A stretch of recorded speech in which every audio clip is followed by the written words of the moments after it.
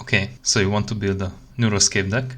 As all card games, Neuroscape 2 has its nuances when it comes to building a powerful deck. And I'll go through 3 key concepts I developed, each of which you can use to immediately improve your deck.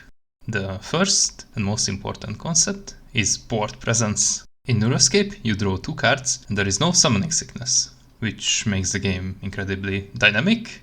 There are many types of cards, but for this first concept, we only think of 2 types: persistent cards and non-persistent cards. Persistent cards, such as characters, protocols, viruses, cyberware, and environments, are cards that stick onto the board and contribute not only to establishing board presence, but also towards synergies and requirements.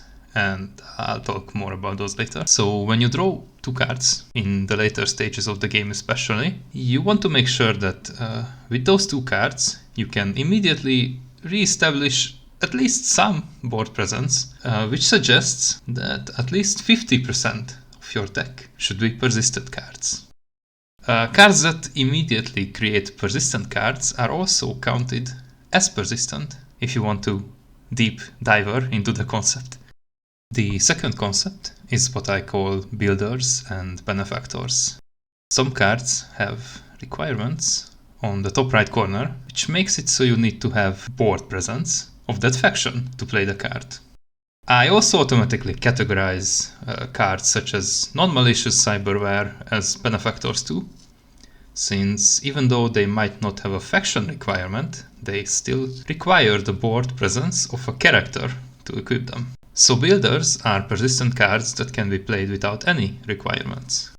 Benefactors are any card that has a requirement to play them. Benefactors are not cards that cost a lot of RAM or have additional costs that do not require you to have a card on the board. For each benefactor card in your deck, you must have one builder card that enables it. If you want to build a great deck, you don't really double dip into builders, as that makes your deck more volatile and reliant on those builders to, well, stay alive. Meaning that, for example, if you have 3 copies of MK1, you also need 3 copies of Deep Diver. And then if you add an extra MK2 or an extra copy of MK1, both of these cards being a benefactor, you need 1 more copy of a Deep Diver or any other hacker builder card.